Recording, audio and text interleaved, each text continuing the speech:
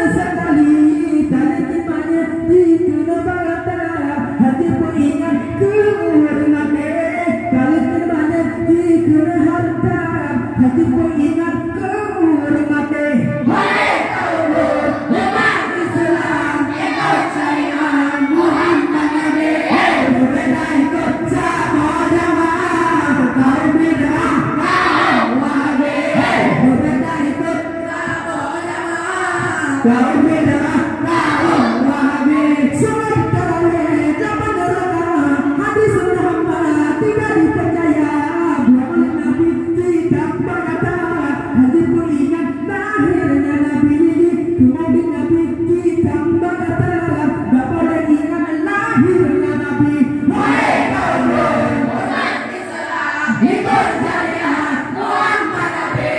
Mereka ikut sebuah jamaah. Tahu tidak? Mereka ikut sebuah jamaah. Tahu tidak?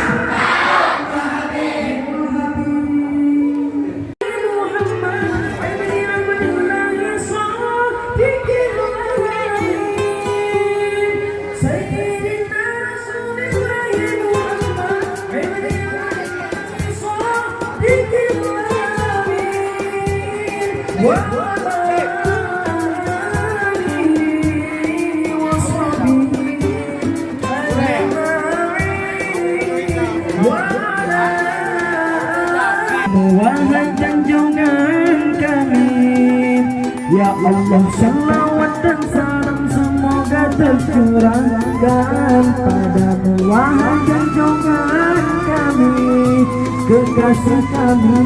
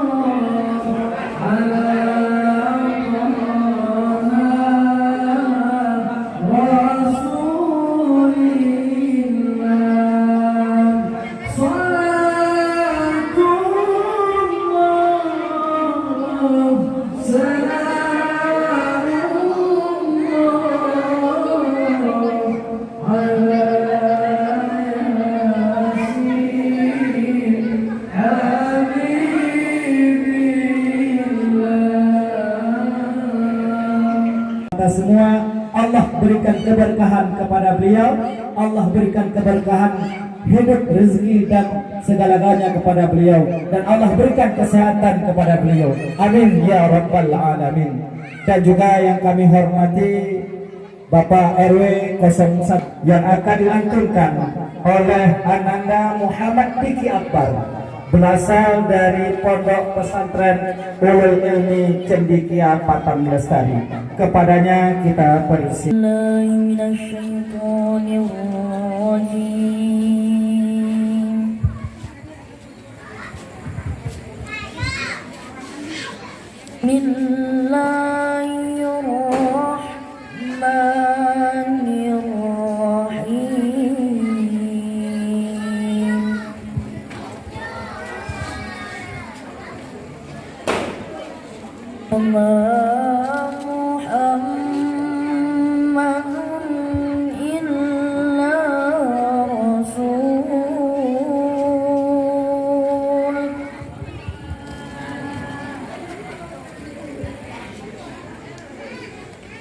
قد خلت من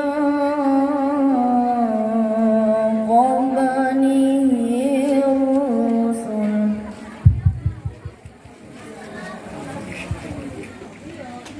أفإن ينقلب على عقبيه فلن يضر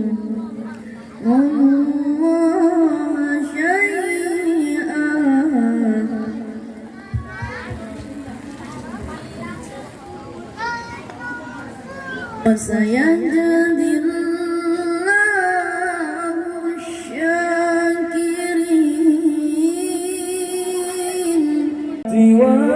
والنقمة إلهي سلم الأمة من الآفات والنقمة ومن حم ومن غمة بأهل البدر يا الله صلاة الله سلام صلاة الله سلام الله على ياسين حبيب الله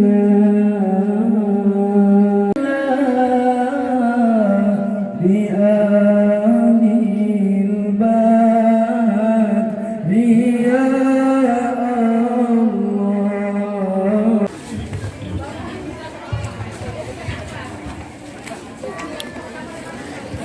Assalamualaikum warahmatullahi wabarakatuh.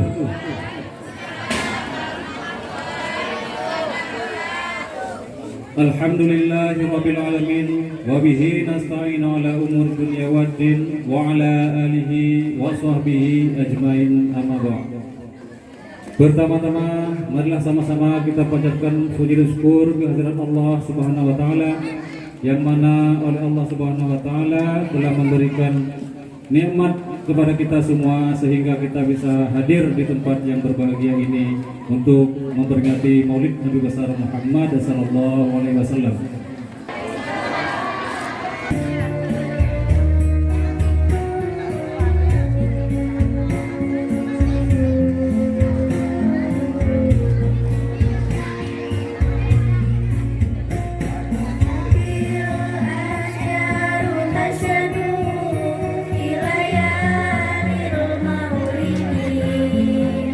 وبريق النور يبدو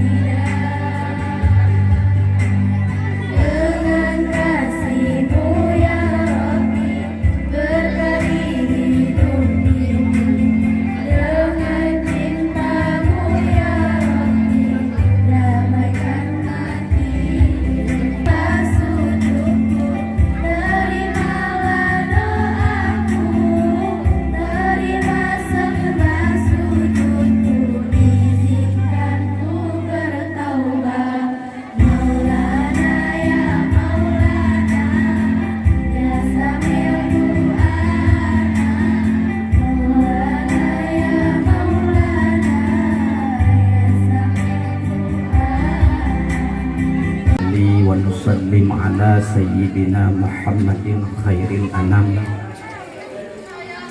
wa ala alihi wa ashabihi wa atba'ihi.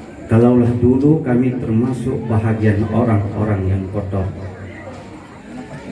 waja'alna minal mukhlisin, dan jadikan olehmu ya Allah akan kami orang-orang yang ikhlas. Kalaulah dulu kami termasuk bahagian orang-orang yang riya, waja'alna min ibadikas salihin, dan jadikan olehmu ya Allah akan kami il khatimah. Allahumma rabbi syrahli sadri wal hidayata. Juga dua, pertama meningkatkan pengajian, kedua adalah meningkatkan ukhuwah Islamiyah. Hadirin yang terhormat, setiap melakukan pertemuan pengajian sudah pasti terjalin ukhuwah Islamiyah, tapi belum tentu di setiap menjalinkan ukhuwah Islamiyah akan ada pengajian. Saya ulangi, setiap ada pengajian, pertemuan, maka setiap itu pula akan ada terjalinnya ukhuwah Islamiyah. Tetapi sebaliknya belum tentu di setiap ukhuwah Islamiyah akan ada pengajian. Memberi makna bahwa dari tema tersebut, mana penting pengajian dengan menjalin ukhuwah Islamiyah? Tentu jawaban dua-dua penting. Tapi mana yang terlebih penting antara kedua tersebut? Mau tidak mau kita memberi jawaban pengajian. Kenapa demikian?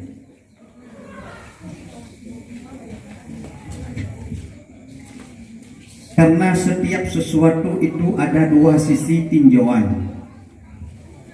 Yang pertama ada istilahnya sisi tinjauan pada kejadian. Yang kedua ada istilahnya sisi tinjauan pada penilaian. Setiap sesuatu yang sudah baik pada kejadian, maka sesuatu tersebut tidak mesti baik pada penilaian.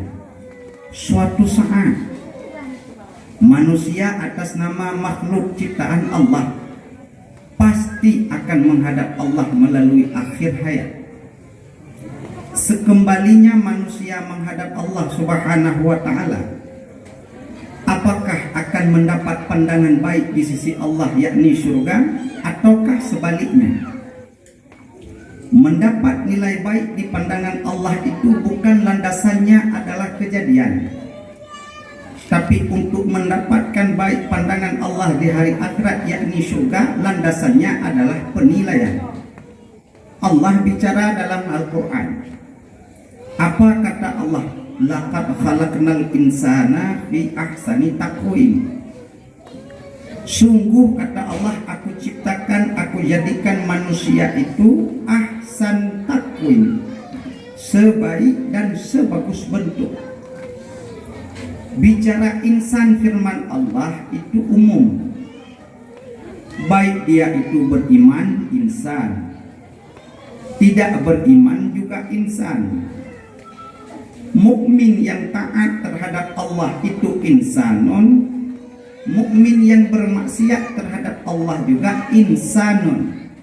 Keempat macam jenis makhluk manusia tersebut ahsan taqwim kata Allah, sebaik dan sebagus bentuk.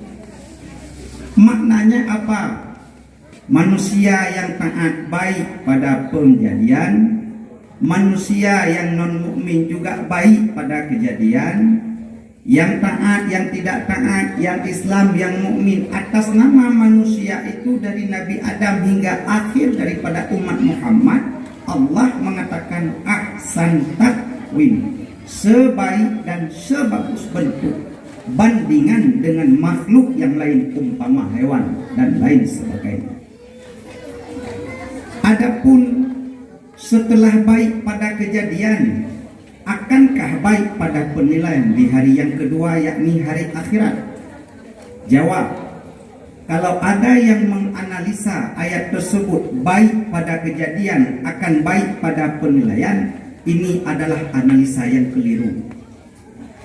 Akan tetapi untuk mendapat baik pada pandangan Allah di hari akhirat, maka ayat laqad khalaqnal insana fi ahsani taqwim mesti kita hubungkan dengan ayat yang lain. Allah berfirman, yarfa'illahu allazina amanu minkum wallazina utul ilma darajat.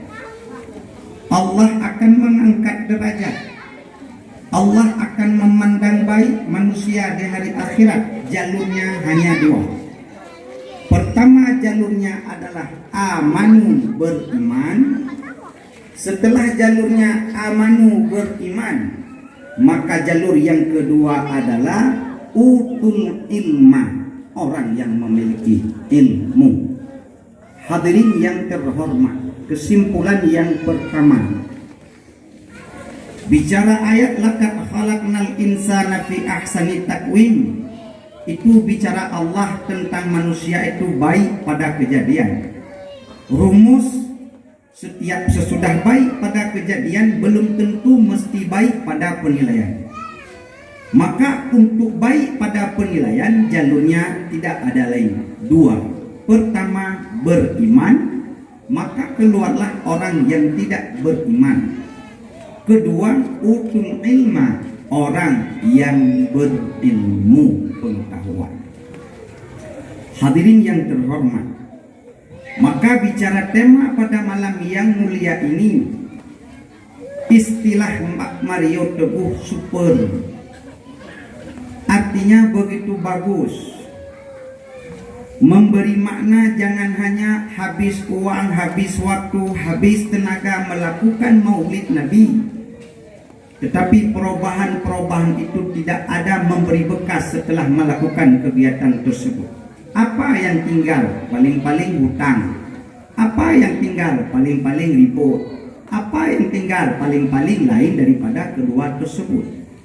Tetapi harapan daripada panitia menyelenggarakan maulid Nabi Sallallahu Alaihi Wasallam meningkatkan pengajian. Bicara meningkatkan berarti pengajian sudah ada. Karena bicara tingkatan bangunan yang kedua mesti ada tingkat pertama. Kalau tingkat pertama belum ada, belum dikatakan tingkatan. Artinya apa? Pengajian sudah ada, sudah. Untuk ibu-ibu sudah ada, sudah. Untuk bapak-bapak sudah. Terjadi pertanyaan, kenapa mesti pengajian yang perlu kita tingkatkan? Jawab, yang pertama, suatu ketika baginda Nabi Sallallahu Alaihi Wasallam memasuki Masjid Nabawi, Masjid Madinah. Dulu Masjid Madinah bukan seperti sekarang, hanya daripada pelepah kerma baginda Nabi membangun. Tetapi karena seiring perkembangan zaman, maka Masjid Madinah sekarang begitu luas. Ketika Nabi setelah membangun Masjid Quba, hijrah Nabi dari Makkatul Mukarramah ke Madinatul Munawwarah, yang dulunya Madinah itu bukan namanya Madinah tapi Yasrib. Sesampai baginda Nabi di Yasrib, melihat makna Yasrib, dasar kata sarbu itu memiliki makna yang keji, sehingga Yasrib diganti oleh baginda Nabi menjadi nama Madinatul Munawwarah. Sesampai Nabi di Madinatul Munawwarah, langkah pertama Nabi membangun masjid.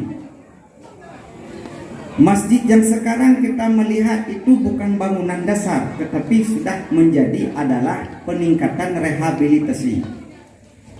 Yang ingin kita sampaikan adalah seketika baginda Nabi memasuki Masjid Madinatul Munawwarah, baginda Nabi melihat dua sisi kelompok manusia, sebelah kiri dan sebelah kanan. Sebelah kiri kelompok manusia yang sedang berzikir, beribadah, berfa'idil a'mal. Adapun sebelah kanan baginda Nabi melihat sekelompok umat yang melakukan kajian-kajian ilmu pengetahuan, umpama yang haram-haram dalam agama, yang halal-halal dalam agama, mana yang wajib, mana yang sunat, mana yang makruh, mana yang mubah.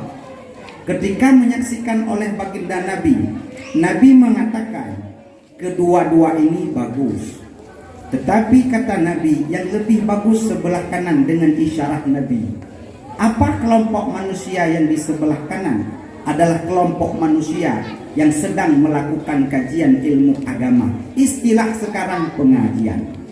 Disitulah Rasul bersabda, bu'istu mu'alliman.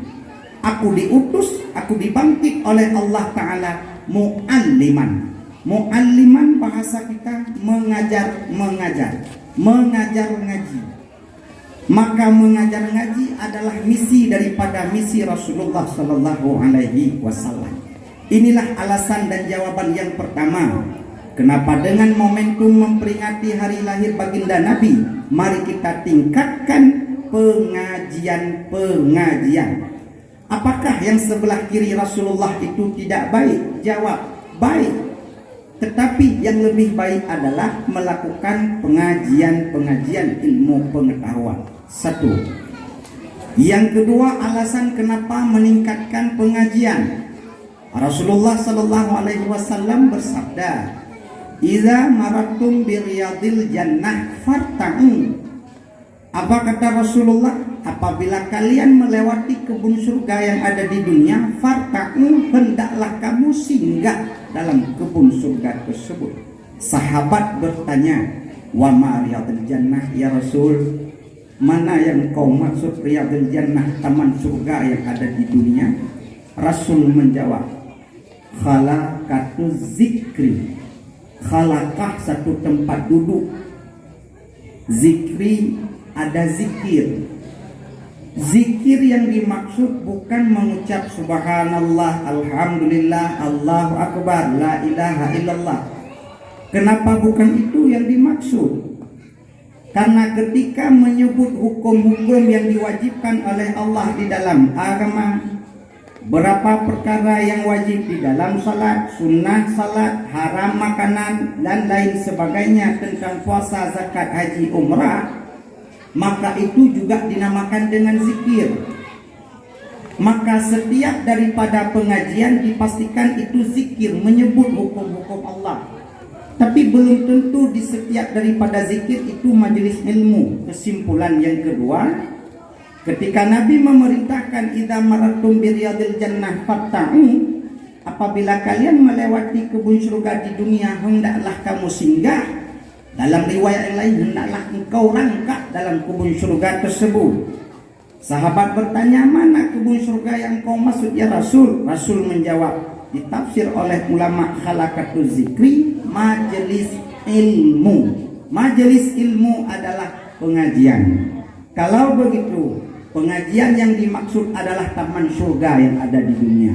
Mudah-mudahan dengan di dunia kita sudah berada di dalam majelis pengajian, yakni berada dalam kata Rasulullah taman surga. Kalau di dunia sudah berada di dalam taman surga, mudah-mudahan di hari akhirat akan berada di surga yang sebenarnya. Tapi ingat, barang siapa yang keluar daripada kebun surga yang dimaksud oleh baginda Nabi, majelis ilmu, apakah dia akan mendapatkan tempat di surga di hari akhirat kelak? Itu tergantung daripada hak Allah Subhanahu wa Ta'ala. Kalaupun masuk, itu semata-mata ridha Allah Subhanahu wa Ta'ala. Ini jawaban yang kedua. Jawaban yang ketiga, kenapa melalui momentum hari lahir baginda Nabi mari kita tingkatkan pengajian. Rasul bersabda, "Idza bainaka wa bainal ilmi buhurun minan nar." Apabila ada yang membatasi Anda dengan ilmu, itu laut yang terjadi dari api. Fadhul, wajib kamu masuk dalam lautan api, kamu cari ilmu ke seberang sana. Itu hadis Rasulullah jauh-jauh hari sudah disampaikan dan disimpan untuk umat di akhir zaman. Kalau terjadi pertanyaan, adakah toleransi di dalam mencari ilmu agama? Jawab, tidak ada. Kalau memang di seberang laut api ada guru yang memberi ilmu pengetahuan, wajibkah masuk? Wajib masuk. Mati? Ya sudahlah mati. Tetapi cobalah kita umpamakan bagi kaum lelaki, kalau salat Jumat hujan begitu deras, gugur kewajiban Jumat. Tidak ada paksaan untuk masuk dalam air untuk salat Jumat. Begitu pula beberapa tahun yang 2 tahun yang lalu terjadi COVID-19. kalau memang benar terjadi COVID-19 di daerah tersebut, itu juga menjadi salah satu sebab uzurnya untuk salat Jumat.